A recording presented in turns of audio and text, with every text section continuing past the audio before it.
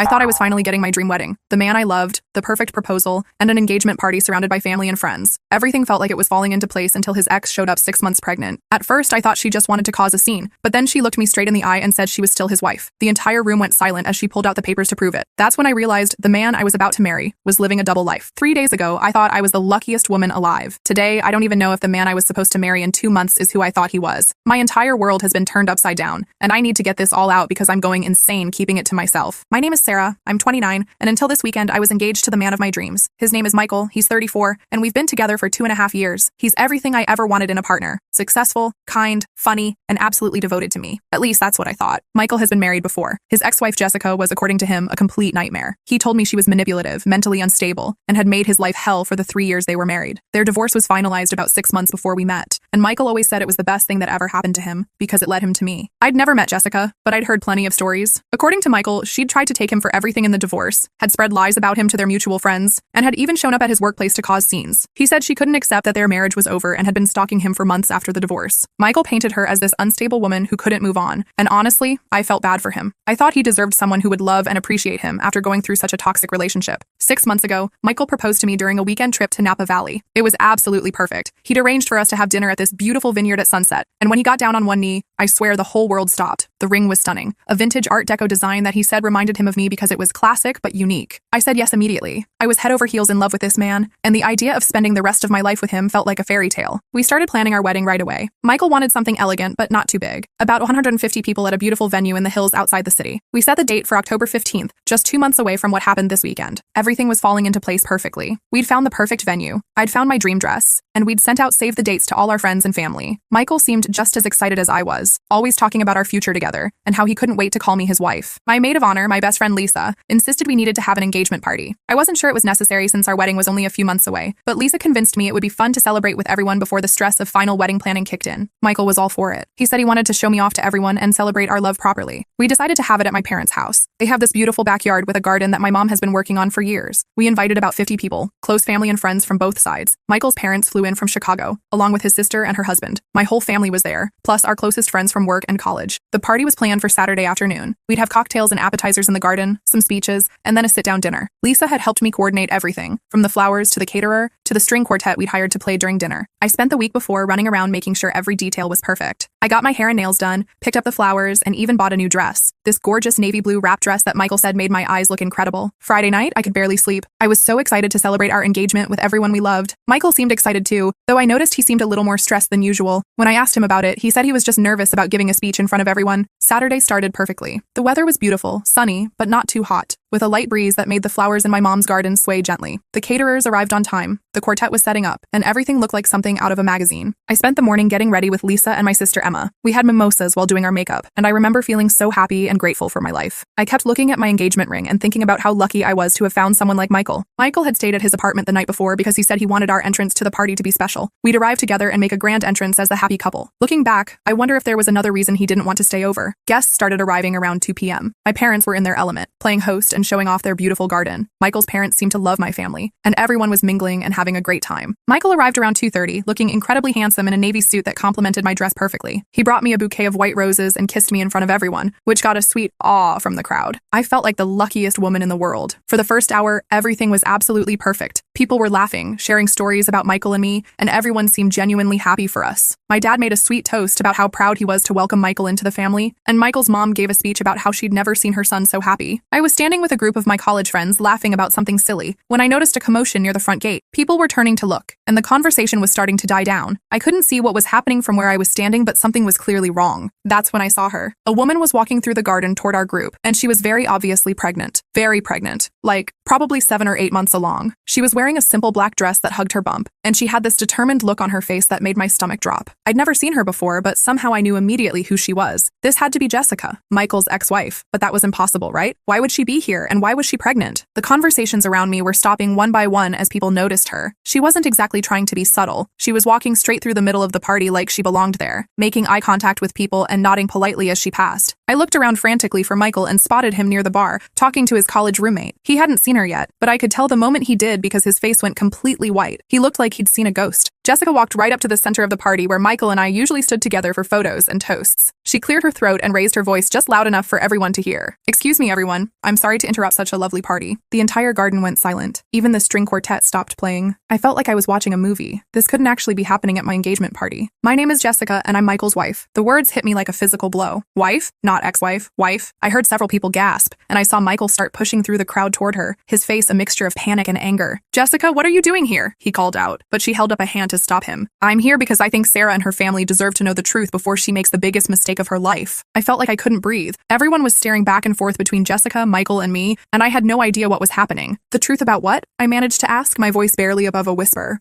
Jessica looked directly at me, and I was surprised to see that her expression wasn't angry or vindictive. She looked sad and tired. "The truth is that Michael and I are still married. We never got divorced. And this," she said, placing her hands on her pregnant belly, "is his baby." I'm not sure what happened next because I think I blacked out for a second. The next thing I remember clearly is sitting in one of the garden chairs with Lisa crouched in front of me, holding my hands and asking if I was okay. The party had exploded into chaos. I could hear raised voices, people asking questions, someone crying. Through the noise, I could hear Michael's voice, loud and angry. "Jessica, you're out of your mind. We got divorced 8 months ago, and that baby isn't mine." "Really, Michael?" Jessica's voice was calm, which somehow made it more terrifying. "Because I have the papers right here that show our divorce was never finalized. Would you like to see them?" I forced myself to stand up and face what was happening. Jessica was holding a manila folder, and she was pulling out what looked like legal documents. "The divorce papers you thought you signed? They were fake. I never submitted them to the court because I found out I was pregnant the week before our court date. I thought we could work things out for the sake of our baby." Michael was shaking his head frantically. "That's impossible. I have a copy of our divorce decree. I've seen the papers. You have a copy of fake papers that I had made. The real divorce was never filed." Jessica's voice was getting stronger, more confident. "I can prove it. I brought copies of everything." She started pulling out more papers from the folder, what looked like court documents, medical records, and other official-looking papers. "And before you try to deny that this is your baby," she continued, placing her hand on her belly again, "I have the conception date from my doctor, and it matches up perfectly with that weekend we spent together in February. You remember, Michael, the weekend you told me you wanted to try to work things out?" I felt like the ground was disappearing beneath my feet. February? That was just 4 months ago. Michael and I had been together for over 2 years. We'd been living together for 6 months. How was this possible? "I know this is a lot to process," Jessica said, and her voice was actually kind, "but I have proof of everything I'm saying." She started laying out papers on one of the cocktail tables that had been set up for the party. People began gathering around to look, though everyone was trying to be respectful of the absolutely insane situation we were all witnessing. "Here's our marriage certificate from 2018, she said, pointing to one document. "Here are the divorce papers that Michael thought he signed. You can see they're notarized but never filed with the court. And here are my medical records showing my due date and conception date." Lisa grabbed my arm and whispered, "Do you want to get out of here? We can go inside." But I couldn't move. I needed to see this. I needed to understand what was happening to my life. Jessica pulled out her phone and started scrolling through something. I also have text messages from Michael from February through April, including photos he sent me from places I know he told you he was traveling for work. She turned the phone toward me, and I could see a long string of text messages. I couldn't read them from where I was standing, but I could see photos that looked like they were taken in restaurants and hotel rooms. "The Hampton Inn in Sacramento," she said, pointing to one photo. "March 15th. He told me he had to go there for a client meeting, and he asked me to meet him there to talk about our future. I still have the hotel receipt." My heart stopped. March 15th. I remembered that trip. Michael had told me he was going to Sacramento for a boring client presentation and would be back the next day. He'd even complained about having to stay at a cheap hotel because the company was trying to save money. But if Jessica was there with him, and this one, she continued, scrolling to another photo, was taken at Giuseppe's Italian restaurant in the city on April 8th. He said he wanted to take me somewhere special to celebrate the baby. April 8th. Michael had told me he was having dinner with his college buddy who was in town for one night. He'd even texted me from the restaurant, saying he was bored and wished he was home with me instead. I felt like I was going to throw up. Michael was red-faced and looked like he was about to explode. "Sarah, don't listen to her. She's completely delusional. We got divorced and I haven't touched her since." But even as he was saying it, I could see doubt creeping into his voice. And the way he was looking at Jessica's pregnant belly, there was something there. Recognition? Fear? "If you're so sure the baby isn't yours," Jessica said calmly, "then you won't mind taking a paternity test. I brought the paperwork for that too." She pulled out more papers from her seemingly endless folder. "We can go to the lab on Monday morning. Results take about a week." The party guests were standing around in shocked silence, watching this drama unfold like it was a TV show. I could see my parents near the house looking absolutely mortified. Michael's parents were standing by the bar, his mother with her hand over her mouth in shock. "I want to see those papers," I said suddenly, surprised by the sound of my own voice. Everyone turned to look at me. I realized it was the first time I'd spoken since Jessica had dropped her bombshell. "The divorce papers, I want to see them." Jessica nodded and handed me the folder. "Everything's in there. The fake divorce decree that Michael has, the real court records showing no divorce was ever filed, and the medical records for the baby." My hands were shaking as I took the folder. Lisa came and stood next to me, looking over my shoulder as I opened it. The first document was a marriage certificate for Michael James Peterson and Jessica Marie Collins, dated June 15, 15, 2018. I'd known they were married, but seeing the official document somehow made it more real. The second document was labeled Decree of Dissolution of Marriage and was dated November 3rd of last year, about 2 months before Michael and I met. But as I looked closer, I could see that while it was signed and notarized, there was no court filing stamp, no case number, no judge's signature. "This looks real," Lisa whispered. "It is real," Jessica said. "I had a lawyer friend create it using the template from our actual divorce paperwork. Michael never bothered to check if it had been filed with the court." The third document was from the Superior Court, and it was a search result showing that no divorce had been filed for Michael Peterson and Jessica Collins. And then there were the medical records. The medical records were the hardest part to look at because they made everything feel so real and immediate. There was an ultrasound photo dated 3 weeks ago, showing a baby that was clearly almost fully developed. There were doctor's notes about Jessica's pregnancy progress, and there was a due date, November 15th. But the most damning piece of evidence was the estimated conception date, February 14th, Valentine's Day. I remembered that Valentine's Day clearly because Michael and I had gotten into a small fight about it. He'd said he had to work late on a big project and couldn't take me out to dinner. I'd been disappointed but understanding. He'd been working really hard on a new client, and I knew how important his career was to him. Instead, we'd celebrated the weekend after with a nice dinner at home. He'd been distracted and tired, and I'd assumed it was because of work stress. But according to these medical records, he'd been with Jessica that night, on Valentine's Day, making a baby. "The conception date could be off by a few days," Jessica said, noticing what I was looking at. "But my cycle is very regular, and February 14th is when it happened." I looked up at Michael, who was standing a few feet away looking like he was about to have a panic attack. "Is this true?"